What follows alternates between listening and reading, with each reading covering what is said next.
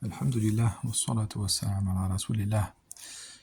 Donc, comme je l'avais annoncé, je lance une petite chaîne YouTube, Inch'Allah, afin de présenter déjà notre maison d'édition, Inch'Allah, et puis, plus largement, des livres que je lis ou que je n'ai pas encore lus, que je viens d'acheter, que je viens de recevoir, enfin, histoire de présenter toute une panoplie de livres et d'ouvrages qui peuvent être intéressants autant pour l'arabophone que pour le francophone, même si c'est vrai que ce sera sûrement à destination de l'arabophone en priorité. Et comme on me l'a proposé sur Instagram, lorsque j'avais fait un sondage, on m'avait dit pourquoi pas présenter le métier d'éditeur. Alors je vais vous parler du métier d'éditeur et en fait même plus largement de mon métier à moi qui dépasse le simple cadre de l'édition. Alors comme vous voyez, je suis celui qui a fondé la maison d'édition Dar ibn Qudama, qui a déjà traduit quelques livres et qui en est environ à 12 ou 13 ouvrages parus. Alhamdulillah. Et donc, pour cette première vidéo, je vais donc vous expliquer quel est mon métier. Alors, mon métier dépasse le simple cadre de l'édition ou de l'éditeur. En fait, mon métier réunit plusieurs casquettes. En premier lieu, je choisis des livres. Ces livres-là, que je choisis, vont être destinés soit à la réédition en arabe, soit à la traduction, soit à l'explication. La première catégorie n'a pas encore eu lieu, même si j'espère qu'elle apparaîtra prochainement, Inch'Allah.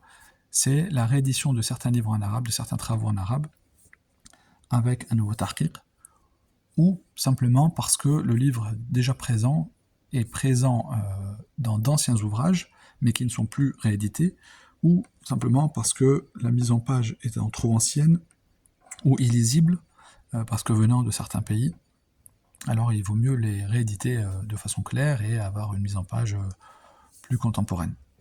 Donc cette partie-là n'a pas encore eu lieu, mais j'espère que ça viendra très prochainement, Inch'Allah. La deuxième chose, c'est des ouvrages en arabe que j'explique qu'en arabe. Cette chose-là est présente dans l'ouvrage que vous voyez là, qui est en réalité un ouvrage en arabe français. Et la troisième partie, ce sont des ouvrages voués à la traduction, comme quasiment la majorité de notre maison d'édition. Et donc mon métier est de choisir ces ouvrages-là et de les traduire. Donc je traduis également les ouvrages. Et comment je traduis mes ouvrages ? Il faut bien comprendre que les ouvrages sont soit des ouvrages généraux, un peu comme les livres d'Ibn Rajab, par exemple, ou des livres comme Protéger sa maison, où là c'est plutôt mon ami qui a traduit, mon ami que j'ai édité, et qui a traduit cet ouvrage-là. Soit ce sont des ouvrages plus spécifiques, comme ce livre dans la langue arabe, que ma femme a traduit, le livre là, dans le fiqh, sur le madhab hanbali, ou comme un livre qui devrait sortir, j'espère, prochainement, Inch'Allah, dans Mustalah al-Hadith.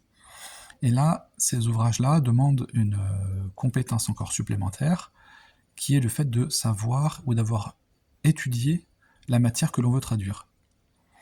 Puisque un madhab a un mustalah, a un champ lexical qui lui est propre. Il en est de même pour, par exemple, Mustalah al-Hadith, les champs lexicaux utilisés dans le hadith. Les termes employés dans ce domaine vont être très différents de ceux de la langue arabe. J'ai pour habitude de prendre l'exemple d'un hadith qu'on peut nommer gharib, al-hadith ou le gharib. Si on le prend littéralement, c'est-à-dire c'est un hadith qui est étrange. Si on devait traduire littéralement le mot gharib, on dirait étrange. Sauf que là, dans Mustalah al-Hadith, on ne va pas prendre ce terme de façon littérale, mais on va le comprendre dans le domaine que l'on veut traduire, et là, le mot gharib aura une définition qui est tout autre. C'est l'une des sous-catégories du hadith ahad. Et on l'étudie et on le comprend quand on se penche dans ce domaine. Donc on voit que, alors, mon métier est le fait de lire des livres, puisqu'on traduit et on choisit ce qu'on lit. Donc déjà, il faut lire des livres. Il faut traduire, donc avoir un minimum de bagages en langue arabe et en langue française pour pouvoir traduire correctement d'une langue à l'autre, tout en essayant de s'adapter au maximum et de s'approcher au maximum de la compréhension de l'auteur et de la compréhension de notre public, pour ne pas employer des termes trop compliqués, des termes trop simples, et pour surtout ne pas dénaturer le message de l'auteur. Et puis, il faut aussi, dans certains cas, avoir étudié le livre ou étudier la matière que l'on veut traduire, puisque ça demande encore une fois des compétences particulières. Et je dirais même, comme je disais, même avoir étudié le livre, c'est encore même mieux. Ou alors, quand on veut traduire quelque chose, si on peut l'avoir étudié et on peut avoir un shir qui nous a dit, voilà, tu l'as bien compris, au moins on sait qu'on va traduire quelque chose que l'on a compris. Alors j'ai pris l'exemple en langue arabe, puisque on traduit vers le français, mais on incite tout le monde à apprendre l'arabe, qui est une chose extraordinaire, qui ouvre un champ des possibilités incroyable. Et puis, j'ai pris cet exemple-là, puisque là, c'est la traduction d'un livre dans le Madhab Hanbali. Ça, c'est l'ancienne édition, tout comme ce livre qui va ressortir bientôt. Les deux ressortiront dans une nouvelle édition, Inch'Allah. Et là, de ce côté-là, c'est l'explication du metn que l'on a vu. Ici, il n'y a que le metn, que le livre de l'auteur, qui est Al-Qaddoumi, rahmahullah. Mais là, il y a le metn d'Al-Qaddoumi et une explication qui est faite par moi-même. Pour justifier la bonne compréhension et la bonne transmission et les capacités d'avoir écrit un metn, bien sûr, d'avoir écrit un sharh, pardon, l'explication à des taqdim de savants hanbali qui sont connus et reconnus, afin que le lecteur soit rassuré, bien évidemment, déjà que je sois rassuré quant au bien fondé de mon explication, et puis pour que le lecteur soit rassuré quant à la lecture et qu'il ne soit pas orienté vers l'erreur. Alors voilà, le métier d'éditeur continue une fois qu'on a choisi le livre, qu'on a voulu le traduire, qu'on a étudié la matière, et ben il faut aussi le mettre en page. Le mettre en page, c'est utiliser un certain logiciel, c'est se former sur ce logiciel, et puis ça demande aussi de se former au fait de faire des couvertures. En réalité, le métier d'éditeur pur ne peut pas être compris comme nous le faisons, puisque en fait, nous faisons le travail à plus de 100%, puisqu'on édite, on traduit, on choisit, et on a ainsi plusieurs casquettes. Alhamdulillah. Donc voilà un peu mon métier que je partage avec mon épouse, qui elle est plus orientée dans la langue arabe. Moi j'essaie de donner des possibilités diverses et d'essayer d'ouvrir les lectures au public.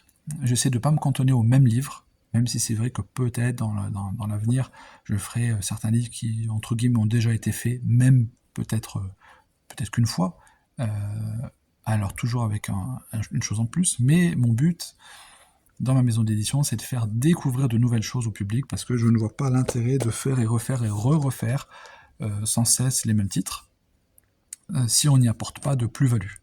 Et je pense que la plus-value que l'on peut apporter maintenant au public francophone, c'est de lui faire découvrir de nouveaux auteurs, de nouvelles matières, de nouvelles régions, de nouveaux savants. J'essaie de m'orienter vers tout ce qui est Asie, c'est-à-dire l'Inde, le Pakistan, l'Afghanistan, qui ne devrait pas tarder à venir, Inch'Allah. Je demande à Allah tawfiq. Et donc, je pense que c'est une chose idéale, puisque le public francophone a déjà un grand choix, un grand panel de livres, et d'auteurs et de domaines, alors que nous, au niveau du public francophone, on est encore très limité, et on a tendance à se limiter à quelques noms, et malheureusement, ça nous fait de grands défauts. Donc, sur ma chaîne, je présenterai des livres, Inch'Allah, que j'ai lus, ou que je n'ai pas encore lus, que j'ai déjà acheté il y a longtemps malheureusement, mais que j'ai eu l'occasion que de feuilleter ou que faire des recherches dedans, mais que je lirai ou que je ne lirai pas, parce que des fois des livres, on ne peut pas les lire à 100%. On va en lire une partie, on va en lire une deuxième partie, et peut-être on le lira dans 2 ans à 100%, mais on l'a utilisé avant tout pour une recherche, 2 recherches, 3 recherches, même si le but c'est quand même essayer de lire un maximum de livres, et c'est ce que j'essaie de faire, Inch'Allah. Je vous présenterai aussi des livres avec lesquels je suis peut-être d'accord à 100%, peut-être à 70%, peut-être même à 5%. Mais non pas parce que le livre vaut le coup d'être lu, mais au contraire parce que le livre ne vaut pas le coup d'être lu. Pour plusieurs raisons. Parce que des fois, il y a des choses dans la croyance qui ne sont pas bonnes, ou parce que le livre est redondant et qu'on trouve encore mieux dans un autre titre. Enfin, voilà, je suis content de vous avoir fait cette première vidéo et j'espère que les prochaines pourront se succéder rapidement, Inch'Allah. هذا والله أعلم وصلى الله وسلم على نبينا محمد. معنا نهج حياة جئنا تبصرة عن كل ضلال أعددنا بضع رسالات تحمل نورا للأجيال معنا نهج حياة جئنا تبصرة عن كل ضلال أعددنا بضع رسالات تحمل نورا للأجيال